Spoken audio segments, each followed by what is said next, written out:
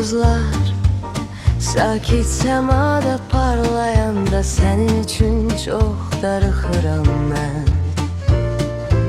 O zaman ya yüzüme zərif gözlərini, dənizə baxan ulduzlar kimi bax mənə sən.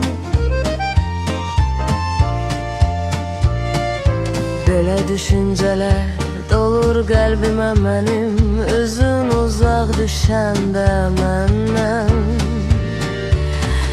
Ulduzlar sakit semada parlayanda, ışığı sessizce her yeri dolduramam da, ulduz kimi parlayır zərif gözler. Zərif gözlərində həmişə eyni baxış, həmişə eyni durğulu bir baxırsan. Sanki nəsə deyir gözlərin, amma dil susur, çıxmır səsin. Zərif gözlərində parlayır ulduzlar.